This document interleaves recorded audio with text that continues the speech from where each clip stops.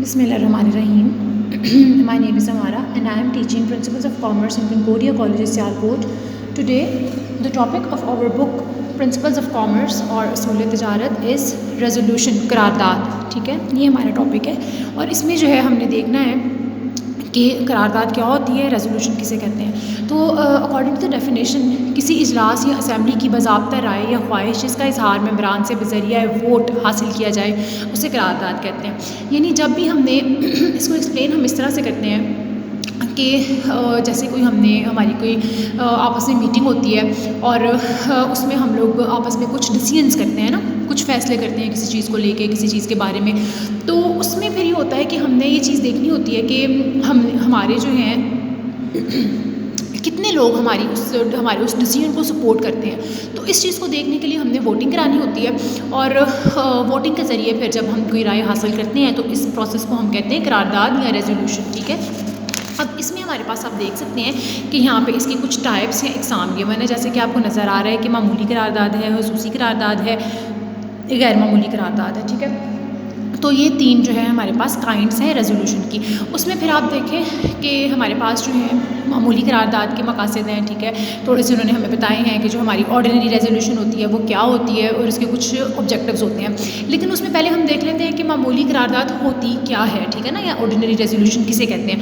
तो आमतौर पर ऑर्डिनरी इसको हम इसलिए कहते हैं क्योंकि ये ऑर्डिनरी या बहुत ही मामूली अक्सरियत से ये करारदाद मंजूर होती है, इसलिए इसका नाम जो है वो मामूली करारदाद होता है. ठीक है, इसी तरह से फिर आप देख सकते हैं कि यहाँ पे खुसूसी करारदाद गिवन है या फिर स्पेशल रेजोल्यूशन गिवन है. तो स्पेशल रेजोल्यूशन में हमारा एक कोरम होता है. ठीक है, 3/4 का, कि जिसने इसको एक्सेप्ट करना होता है और फिर ये करारदाद जो है मंजूर होती है. तो दैट्स वाई इसको फिर हम स्पेशल रेजोल्यूशन कहते हैं. बिल्कुल इसी तरह से फिर आप देखेंगे खुसूसी करारदाद के भी कुछ मकासद हैं. कोई भी आपने एक बात अपनी मंजूर करवानी है, किसी किस्म की चेंजिंग करवानी है, सरमाए में कमी बेशी करवानी है, या शेयर्स का कोई मसला है, या सैलरीज़ की प्रॉब्लम है, तो ये सारी चीज़ें जो हैं आपकी फिर करने के लिए, इसको अपना कैरी ऑन करने के लिए आपको स्पेशल रेजोल्यूशन जो है वो पास करनी पड़ती है. बिल्कुल इसी तरह से फिर आप देखेंगे एक एक्स्ट्रॉर्डनरी रेजोल्यूशन है.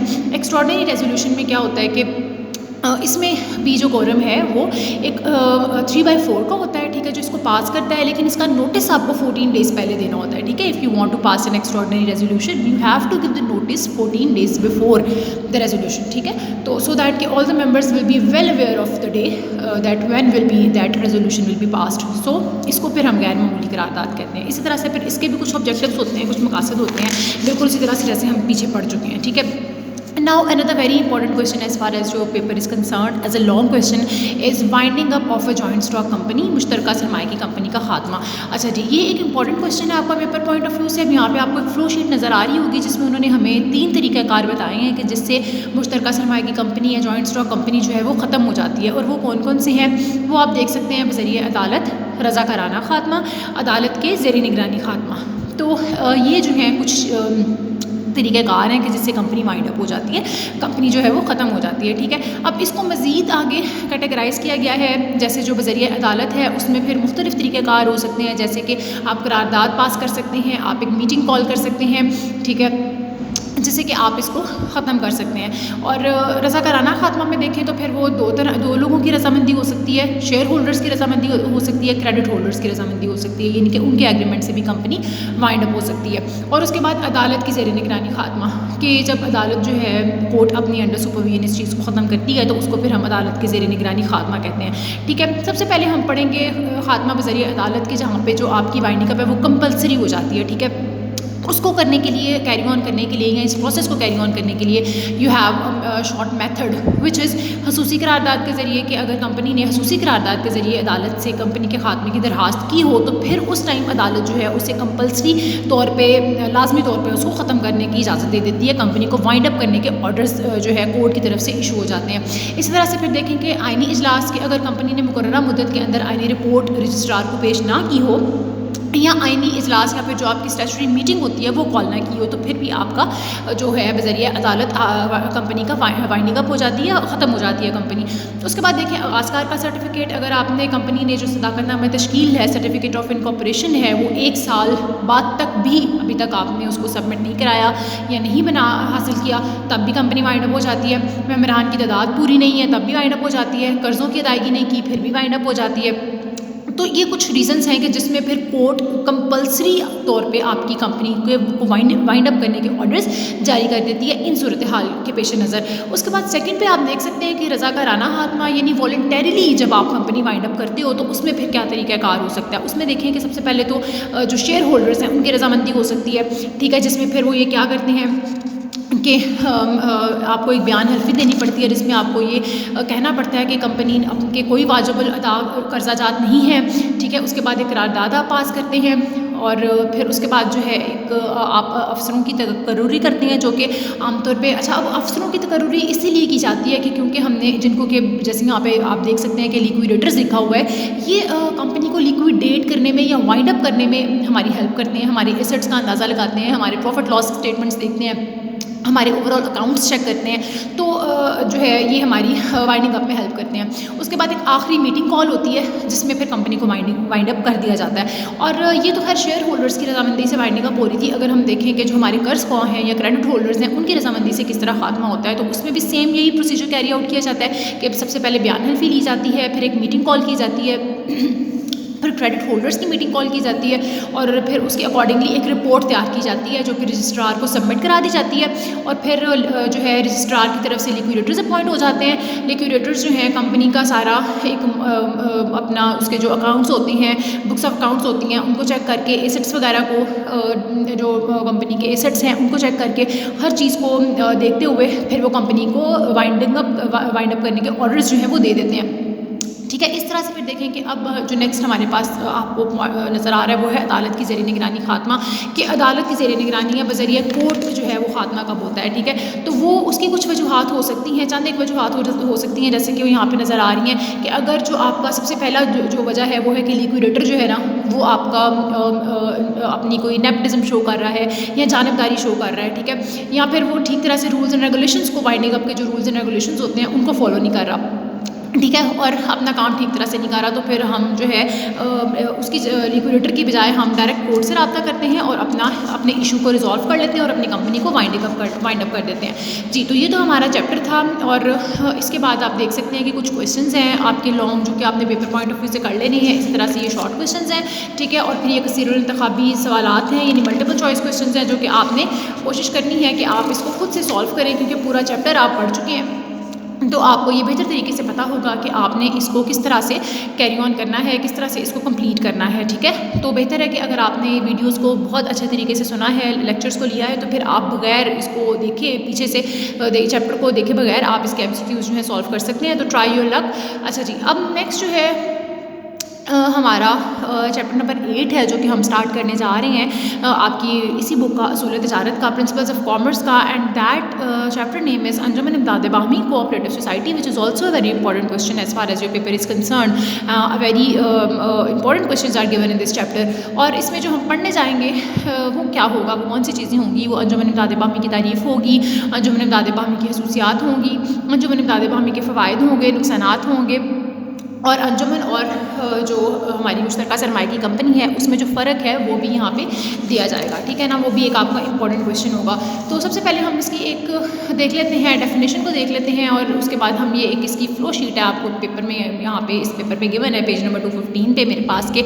अंजुमन इमदाद बाहमी जो है बेसिकली होता क्या है कि इसके मेंबरान होते हैं और उनका मकसद क्या होता है कि वो अपने सारे के सारे जो इसकी इस सोसाइटी के मेम्बर्स हैं जो कि ये सोसाइटी बनाते हैं वो अपने रिसोर्सेज को इकट्ठा करते हैं, उससे वो कारोबार करते हैं, और कारोबार का जो एंड रिज़ल्ट है वो मुनाफा नहीं होता। ये चीज़ यहाँ पे काबिल गौर है, काबिल ज़िक्र है कि पीछे अब तक हम इस बुक में जहाँ पे भी इस तरह की फ्लो शीट हमने पढ़ी है हमने वहाँ पे ये देखा है कि कारोबार का एंड रिज़ल्ट हमेशा प्रॉफिट या मुनाफे की सूरत में होता है। लेकिन यहाँ पे इस चीज़ को आपने अपने माइंड में रखना है कि यहाँ पे जो हमारा कारोबार का हमारे बिज़नेस का एंड रिज़ल्ट होता है वो बिज़नेस की फलाह बहबूद होता है, कारोबार की फलाह बहबूद होता है, ठीक है ना। यानी कि जो इसके मेंबर्स हैं बेसिकली जो इमदाद बाहमी की उनकी फलाह बहबूद इसका बेसिक मकसद होता है। तो जहाँ तक इसकी डेफिनेशन कंसर्न है तो हम डेफिनेशन को देखते हैं कि इमदाद बाहमी ऐसे अफराद का अमल है जो मुश्तरका मफादात के हसूल या नुकसान से बचने के लिए रज़ाकाराना तौर पर अपने ज़राए या क़ुव्वतों को यकजा कर लेते हैं, ठीक है ना। वॉलंटरीली उन्होंने अपने रिसोर्सेज को इकट्ठा करना होता है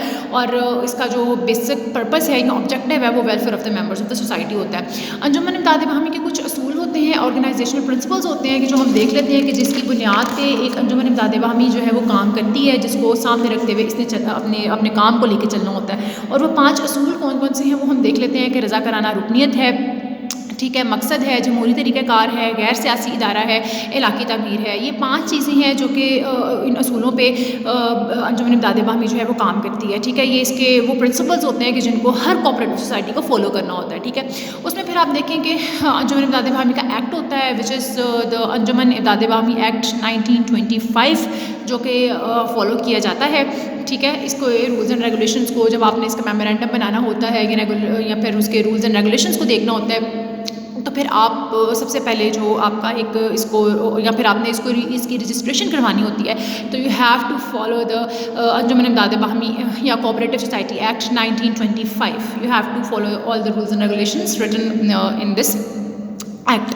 now the characteristics of cooperative society या अंजुमन इमदाद बाहमी की खसूसियात क्या होती हैं, या फिर इसके हम देखते हैं कि इसकी जो करेक्टरिस्टिक्स हैं एक अंजुमन जिसको हम कह सकते हैं कि ये वाकई एक कोऑपरेटिव सोसाइटी है, उसकी खसूसियात हैं, उसके फीचर्स क्या होते हैं। उसमें सबसे पहले देखें रुकनियत कि हर इसका जो इंसान है, हर मेंबर जो है वो हर बालिग शख्स इसका मेंबर बन सकता है और वो सिर्फ एक हिस्सा यानी कि 1 शेयर परचेज़ करके इसका रुकन बन जाता है, ठीक है ना। तो कोई इसमें वो इसकी रुकनियत में किसी किस्म का कोई मुश्किल या कॉम्प्लेक्स प्रोसीजर नहीं है, आप जस्ट 1 शेयर परचेज़ करके इसके मेंबर बन जाते हैं। उसके बाद जहाँ तक इसकी रजिस्ट्रेशन की बात है तो वो आपको पता है कि according to the cooperative society act 1925 इसको रजिस्टर किया जाता है। सरमाए का इसका तरीक़ाकार ये होता है कि सारे मेंबर्स अपने रिसोर्सेज को इकट्ठा करते हैं आमतौर पे, और वो जो रुकन बनने की जब आपने मेंबर बनना होता है तो जो मेंबर फीस आप पे करते हैं वो भी ज़ाहिर है कंपनी का कैपिटल में ही ऐड हो जाती है, और इस तरह से आप शेयर्स परचेज जो करते हैं वो भी सारा कैपिटल जो है वो कंपनी का सरमाया ही होता है।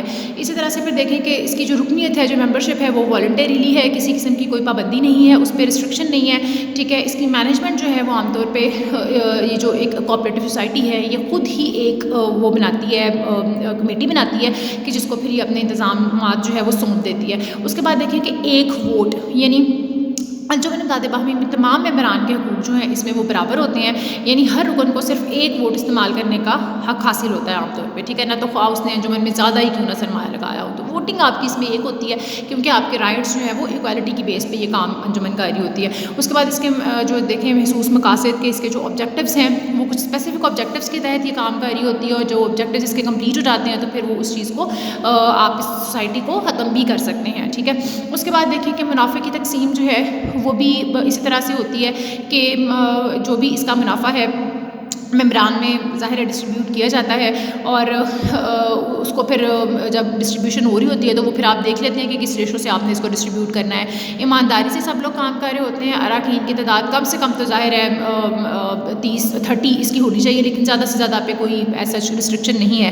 लाइबिलिटी की जहाँ तक बात है तो आमतौर पर लाइबिलिटी अनलिमिटेड होती है, लेकिन बाज़ औक़ात जो है अगर हम एग्रीकल्चर कोऑपरेटिव सोसाइटी देखें तो उसमें आपकी लाइबिलिटी अनलिमिटेड भी हो सकती है। हिसाबात की पड़ताल की जहाँ तक बात की जाए तो वो करवाना इतना ज़रूरी नहीं होता, जो कि बुक्स ऑफ अकाउंट्स आपने चेक करवानी होती है तो वो it is not compulsory to check the books of accounts. हिस्स की मुंतकली की बात करें तो अंजुमन के हिस्से जो हैं आमतौर पे इसके मेंबर्स के दरमियान ही आपस में ट्रांसफरेबल होते हैं, ठीक है।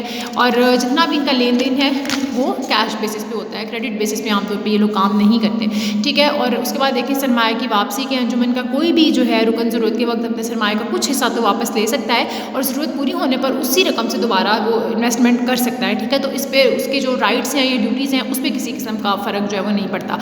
उसके बाद देखिए ये कॉर्पोरेट इदारा है कि अंजुमन इमदाद बाहमी कंपनी की तरह एक कॉर्पोरेट इदारा है जो मसनूई शख्स के तौर पर या आर्टिफिशियल पर्सन के तौर पर ऑपरेट करती है, ठीक है ना। बिल्कुल इसका स्टेटस वही होता है कि जैसे हम एक जॉइंट स्टॉक कंपनी के स्टेटस की बात करते हैं तो same in the case of cooperative society. Now this is the these are the characteristics of cooperative society जो कि अभी हमने पढ़ी हैं, और हमने देखे कि कौन सी जो है अंजुमन इमदाद बाहमी की खसूसियात क्या क्या हो सकती हैं और किस तरह से जो है ये ऑपरेट करती है। नाउ द सेकेंड और very next topic is merits of cooperative society which we will discuss in our very next video. Thank you for today. अल्लाह हाफिज़। वीडियो पसंद आई तो लाइक करें, अपनी राय कमेंट करें। ऐसे ही मजीद वीडियोस के लिए हमारा चैनल सब्सक्राइब करें और बेल का आइकन दबाएं ताकि आपको हर वीडियो का नोटिफिकेशन मिलता रहे।